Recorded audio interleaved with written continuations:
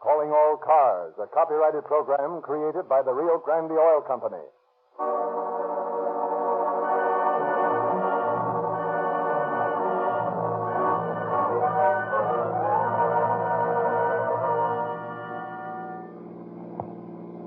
Police calling all cars, attention all cars, broadcast 9. Regarding a young woman found murdered in Stone Canyon. That's all. Rosenquist.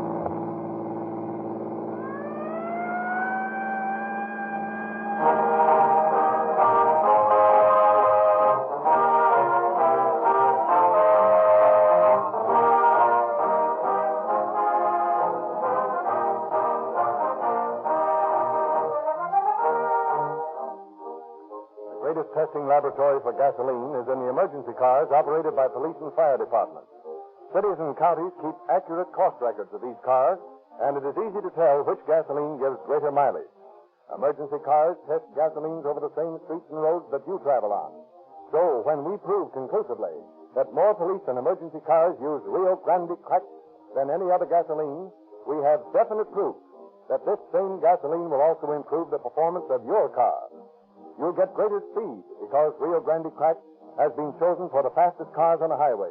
You'll get greater power, for the most powerful motors made are in the fire engines that use Rio Grande cracked gasoline. And you'll get more economical operation because cost records of the many cities and counties using Rio Grande cracked prove that this gasoline gives more miles in every gallon. So Rio Grande backs up its bid for your business with facts, not merely claims. The same gasoline that powers more police and emergency equipment than any other brand will actually improve the performance of your car. Rio Grande's independent dealers in every neighborhood offer you the same cracked gasoline that emergency cars use.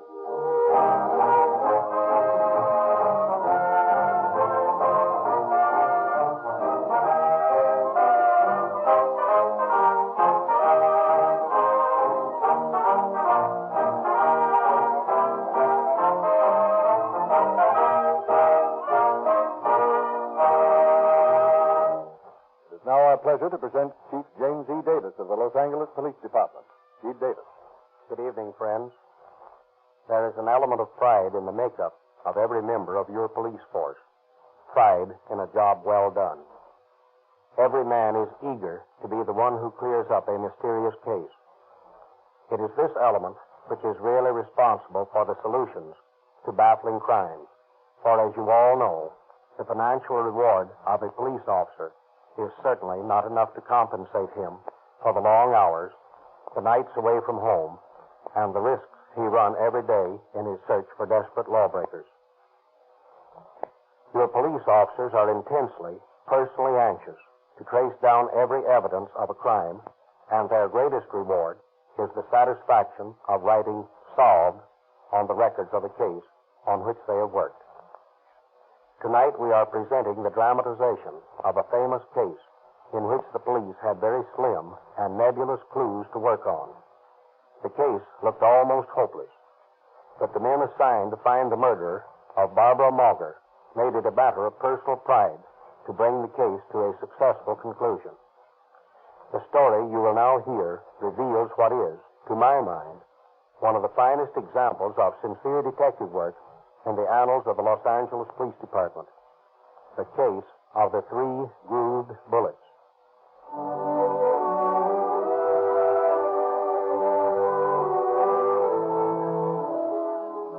Our story tonight opens in June of 1928, when pretty Barbara Mauger, a girl of 19, is chatting gaily in her apartment with Mrs. Roberts, her neighbor from across the hall.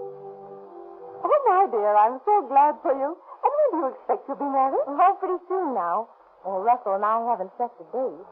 But we're going to run off any time, and when we come back, I'll be Mrs. Russell Burholm. How nice. And aren't you excited? Oh, terribly. I just can't wait. Oh, and Russell has a new car. And Sunday we're going out in the hills on a picnic. How nice. Oh, pardon me a moment, Mrs. Roberts. Of course, my dear. Hello? Oh, hello, Russell. Yeah? Yeah, I have it in the desk. All right. Yeah, I'll look at it right now. Hold the wire.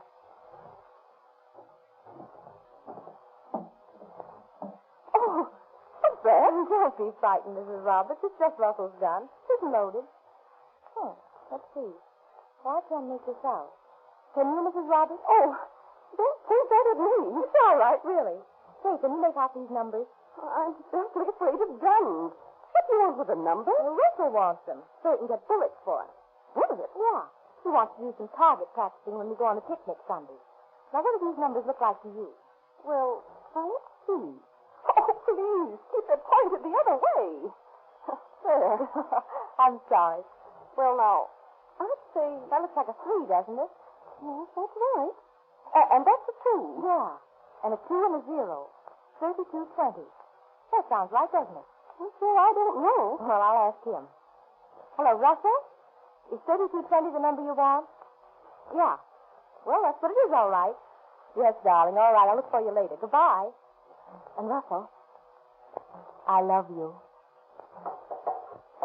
My dear, get that gun out of the place as soon as you can. I tell you, I'm frightened of them. No good ever come of having a gun around the place.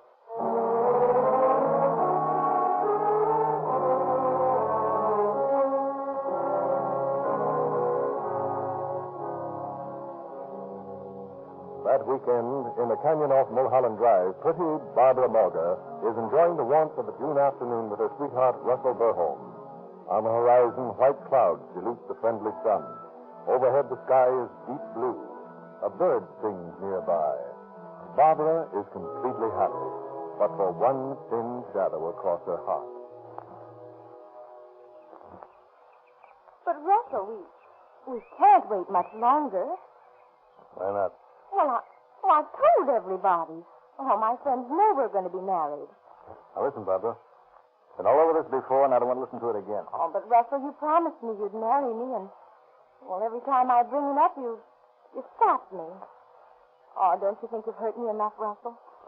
Gee, I haven't any pride left. Now, for Pete's sake, let up. Oh, but, Russell, You want to know I I won't wife. marry you. Well, I'll tell you now. I won't marry you because I can. I've got a wife and kid back east. Oh. And I'm going back to them as soon as I can. You want the truth? I'm sick and tired of you, Barbara. Oh, Russell. From now on, we're quits. Oh, Russell, why didn't you tell me? Now you know what you're going to do. But I love you, Russell. I love you.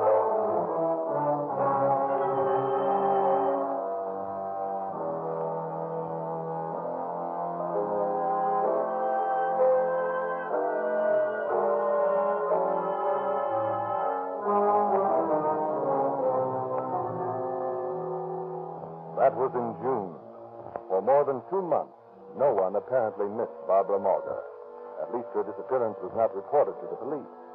And then, on the afternoon of August 2nd, 1928, as Detective Lieutenant Frank B. Condaffer of the Homicide Squad is standing watch at the headquarters. Homicide Squad, Condaffer speaking. Hello, Condaffer. This is Bergendorf of the Fire Department Mountain Patrol. Yeah? Listen, we just found a dead body in the underbrush near the bottom of Stone Canyon, up off Mulholland Drive. Yeah. Dead long? Pretty long. Young woman. Looks like murder to me. Okay, Bergendorf. I'll get Sanderson, my partner, and we'll be right out.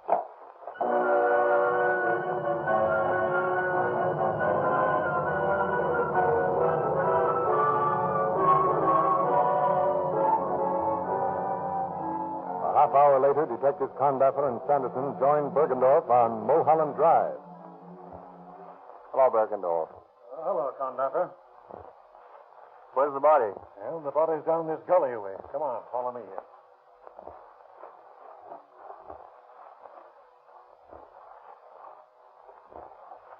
Well, boys, here we are. Yeah, who found it? We did. My name is Vernon Johnson, and this is my pal, Edgy Hitchcock. How did you happen to find it? Well, we was driving up this way, and we noticed some big buzzards circling over the bottom of the canyon. We went down to investigate. When we saw what it was, we run back and reported it. Been dead some time. Frank, look here. What's that, Sanderson? A bullet hole in the temple. Have any clothes been found around here? No, sir, not a shred. Well, then it can't be suicide. No, she could hardly have wandered all the way here unclothed. That's what I figured. Looks like the body has been dragged down the hill here from the way that brush is flattened out. Yes, but it's going to be hard to make an identification. Nothing to go by excepting that she's a blonde. Uh-oh. Say, wait a minute. What's that you just picked up? May not be worth much, but we'll take them in. 4 white beads.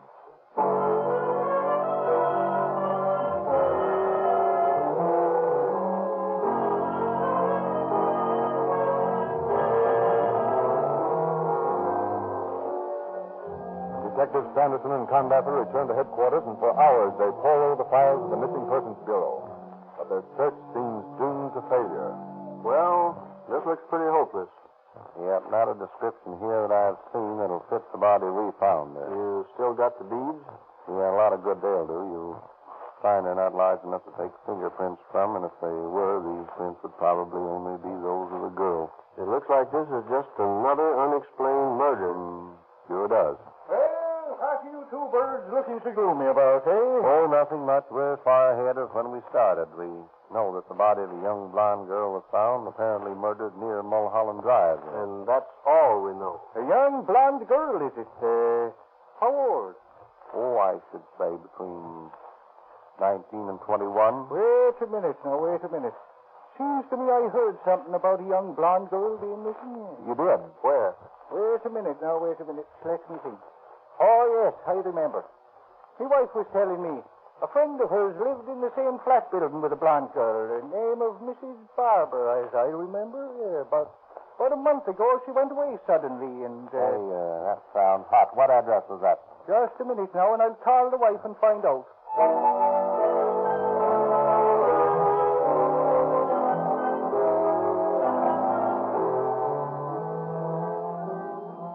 A short while later, Condapper and Sanderson visit the landlady of the flat building to which their friend directs them. So you see, lady, if you could give us a line on this Miss Barber, it might help us a lot. Well, you're mistaken in the name. No one by the name of Miss Barber ever lived here. But there was a girl by the name of Barbara Margaret, she was called. She suddenly went away. Her boyfriend called for her things. But his explanation didn't sound straight to me. Sounds like we're on the right track. Does it that? Now, tell us all you know about it, please. Well, to be truthful, I don't know much. But if you talk to Mrs. Roberts, she may be able to help you. She was pretty close with the girl. Where's she? Well, she lives across the hall from the apartment the Margaret girl had. Just go up the stairs and knock on the door on the left. Fine, thank you very much.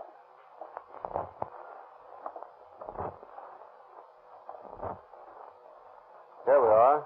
There's the name on the door, Mrs. Roberts.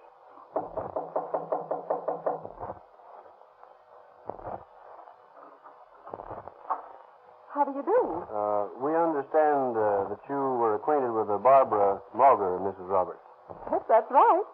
She lived across the hall from me. Why, dear Aunt? We're police officers, ma'am. Barbara Mulger's been missing, and we're trying to locate her. When did you see her last? Why, that Sunday when she went off on a picnic with her sweetheart. What is his name? Why, Russell Burholm. Do you recognize these, lady? Oh, well, those are her beads. What's happened? Is she dead? Oh, I just knew something terrible would happen that morning she left with him.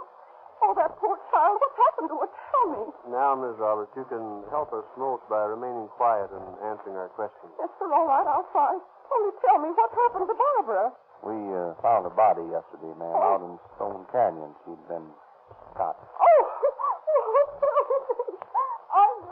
Oh, I just knew something awful would happen to her. I just had a premonition when I saw that gun. What gun?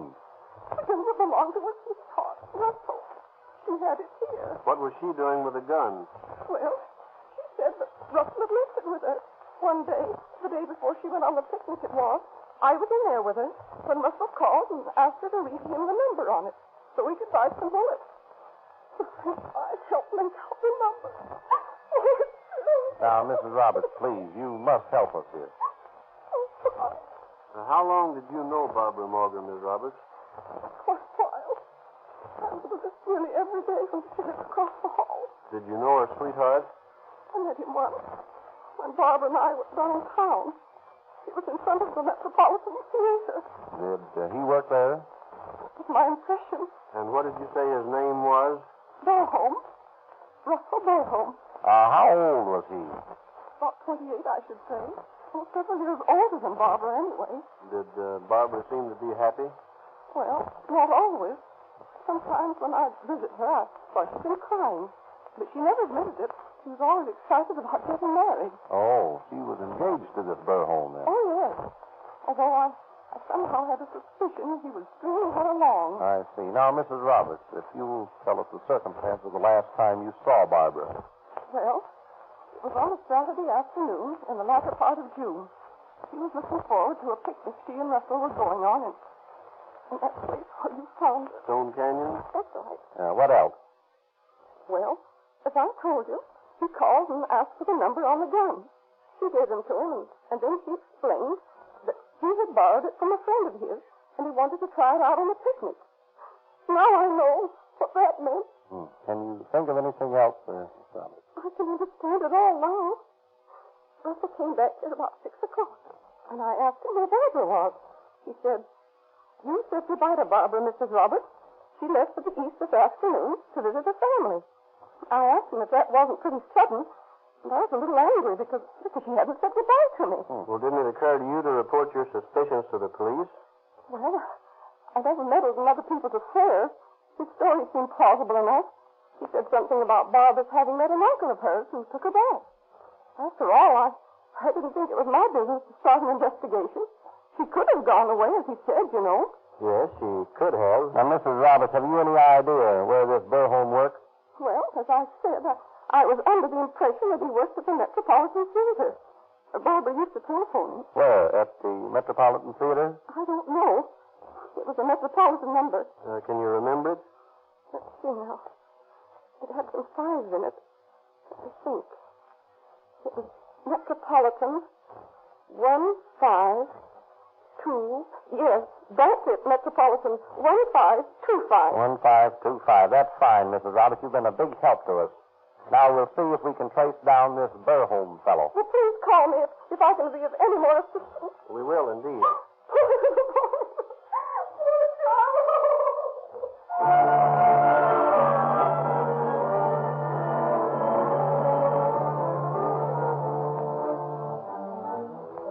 Detectives Condaffer and Sanderson drive immediately to the Metropolitan Theater.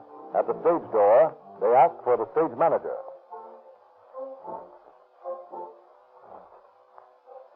The stage show's on now. Yeah. Come on, let's get a look. I always get a kick out of being backstage. Wait a minute. I got an idea. What's that? We better not let this guy know we're detectives. We might show our hands. Yeah, that's a good idea. We'll just act like we're friends of Burholm's. Okay, but wait a minute. This must be the guy now. You want to see me? Yes, we're looking for a man by the name of Burholm. He works here. Burholm? Never heard of him. Well, you see, he works here. Not here, buddy. Oh, that's funny. Are you positive? Or couldn't he be one of the motion picture operators? Hey, listen, don't you suppose I know my own employees? Yes, but There's nobody here by that name. Somebody's giving you a bum steer, that's all. Well, has anybody by that name worked here in the last couple of No, months? I tell you, I'm busy. I got a show to put on. I can't stand here all night answering dumb questions. There's sort of the guy, isn't he? Yeah. Well, we're out on the limb again. Let's look up this number Ms. Roberts gave us. Okay, there's a phone over here by the wall. Let's see now. JCLM. Here we are. Metropolitan Theater. What was that number? Metropolitan 1525. That's not the number of the theater. It isn't? Let me see. No, but look. It is the number of the engine room of the Metropolitan Building. Well, now that's getting closer. Let's go down there right now.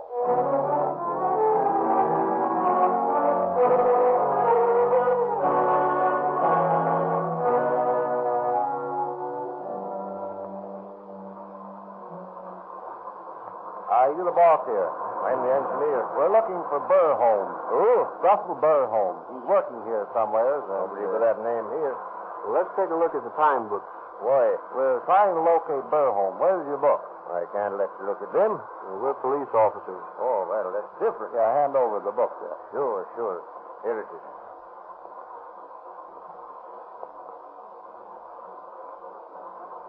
Find anything, Frank? No Burholm listed here in the past 6 months. Say, he had a cooling system put in here a while back.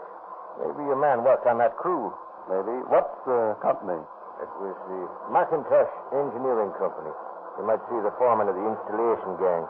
They're putting in the system in the ballroom at the Biltmore now. Well, thanks. We'll go over there and talk to him.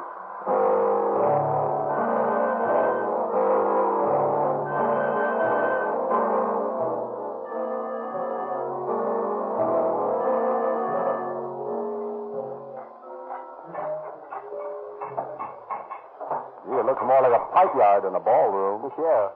Hey there. Yeah? Is Russell here? Russell? No, he's not working on this job. Oh, that's too bad. We're friends of his. We're leaving for San Diego this afternoon. We wanted to see him before we left. Well, you can catch him at the office. I know he's there today. Okay, thanks. We'll drop by the office.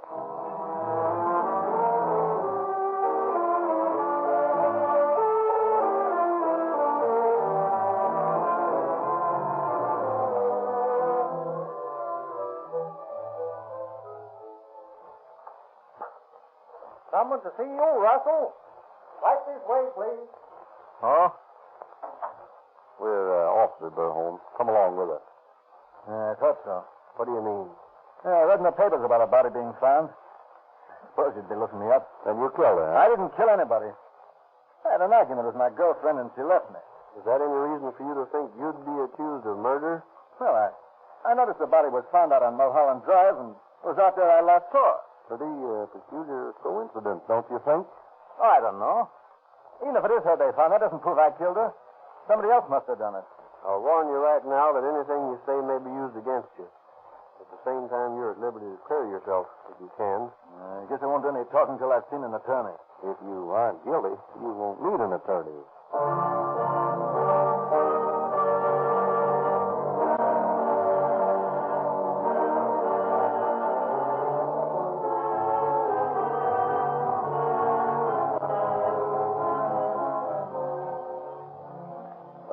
Later, accompanied by a police stenographer who makes surreptitious notes from the front seat of the police car, Conductor and Sanderson drive Burholm to the scene of the crime. They question him en route. Now, you say you had an argument with Barbara, and she got out of the car, and you left her there. What was the argument about? She was always asking me to marry her. I told her I wouldn't. Why? I couldn't. Why not? Because I'm already married. Oh, I see. Then you had a motive. Now, what do you mean, motive? I told you I didn't kill her. Where did you first meet her? Department store in Philadelphia. They both worked there. What name did you go by when you worked in Philadelphia? Burholm? No. No, my own name. Russell Sinclair Baxter. Oh, your real name isn't Burholm. No, I'd gotten into a little trouble at the store, so I decided I'd use another name out here. Because I didn't want my wife to trace me then. And I'm sick of this place. I'm going back to my wife and kid. Maybe you are. Perhaps you won't mind telling us why you thought the body found in the canyon might be hers. Sure. Sure, I'll tell you. Sunday, I think it was the 24th of June, we started toward Stone Canyon for the picnic. Everything went swell until on the way out she began to beg me to marry her. And I told her I wasn't ready to marry her. Well, we had a quarrel. Finally, she started crying and got so mad she made me stop the car. She wouldn't ride with me any further. I kidded her a little bit, but I just made her madder, and she got out and walked off. That's the last I saw of her. Why'd you leave her? Along here somewhere? I really couldn't say. She might be near here. Well, let's stop here anyhow.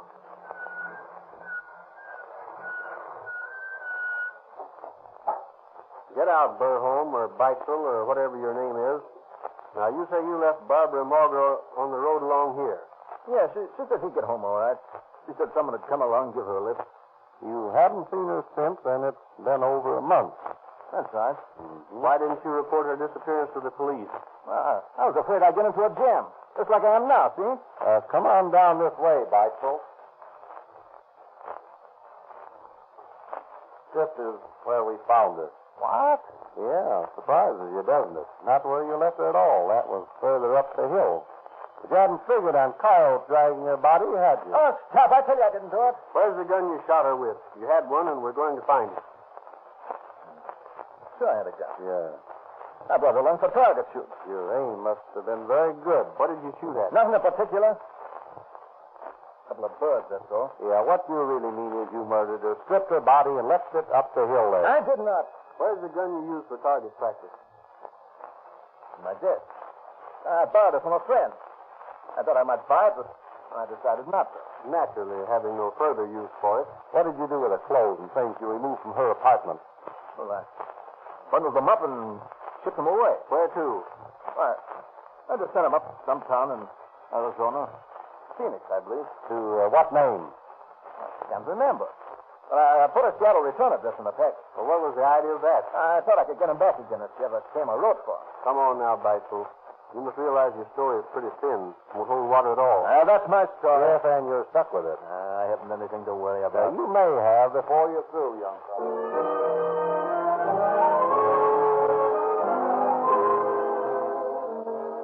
And Beitzel has much to worry about as the case against him mounts. Philadelphia police notified us of arrest, inform Los Angeles that he is wanted in Eastern City for embezzlement. A taxi driver, recognizing his picture in the paper, tells police to are taking him to the lonely spot of the murder late one night. A check of a fictitious address to which Beitzel admits sending Barbara's clothes results in the return of the package. Microscopic examination reveals some blonde hair on the clothing to be the same as the hair on the murdered girl's head. In September of 1928, Beitzel goes on trial for murder before Superior Judge Charles S. Burnell. As the trial drags through one hot September day after another, Beitzel maintains an elegant air of cool insouciance. Then, after the defense has been wound up, the prosecution introduces a surprise witness. Yeah, this is going to be a cinch. It doesn't look bad. Who's this guy they're calling up to the stand? I don't know. Let's listen. And what is your profession, Captain Crosman? I'm an expert on ballistics. Will you explain to the jurors what that means?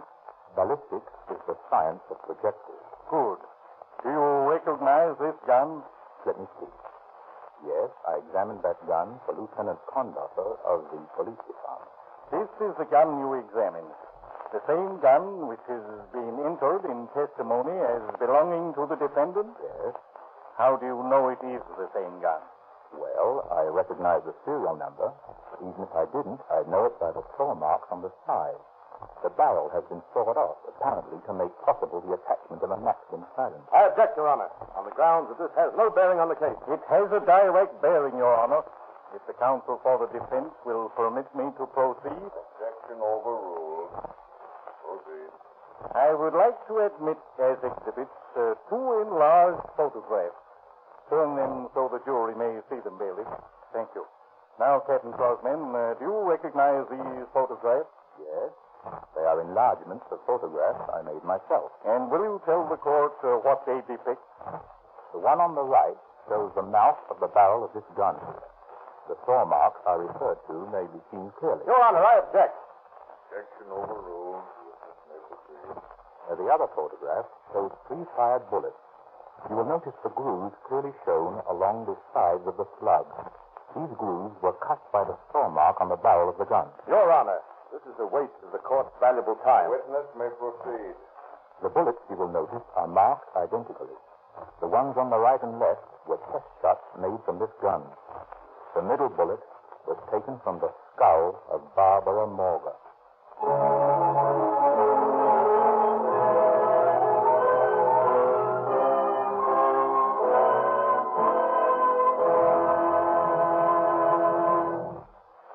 Nothing could save Beitzel after the unimpeachable testimony of the ballistics expert. And the jury of 5 women and 7 men found him guilty of murder in the first degree. On September 28, 1928, Judge Burnell sentenced Beitzel to hang by the neck until dead. And on August 2nd, 1929, Russell St. Clair Beitzel paid his ultimate debt to society for his crime. Thank you, Chief Judge.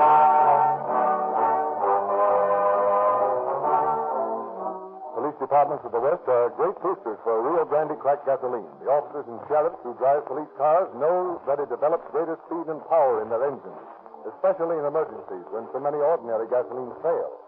The recommendations of these police officers and sheriffs have caused thousands of motorists to try Rio Grande cracked gasoline. With such satisfactory results that Rio Grande is leading all gasoline companies in percentage of sales increase. You'll try Rio Grande cracked someday, and you'll be thrilled by your car's improved performance. But when you're trying and you're enjoying the greater power and speed created by Rio Grande cracked, be sure that your engine is protected. High speeds and hot weather thin out many motor oils so that they rupture and break down. That's why we urge everyone who drives to use Sinclair motor oil. Sinclair Pennsylvania and Opaline motor oils provide a guaranteed film of protection that never breaks down at any speed. Because all impurities, wax and petroleum jelly, are extracted from Sinclair motor oils, you can use a lighter grade, which makes your engine run smoother with less drag. You use less oil because the impurities that burn and form carbon are already extracted. Fill your crankcase with Sinclair motor oil. Fill your crankcase with Sinclair motor oil from refinery-sealed tamper-proof tin, sold by all Rio Grande dealers. When you drive in tomorrow, also ask for your free copy of the latest Calling All Cars news, which illustrates the complete junior detective outfit that Rio Grande is giving away free to all boys and girls.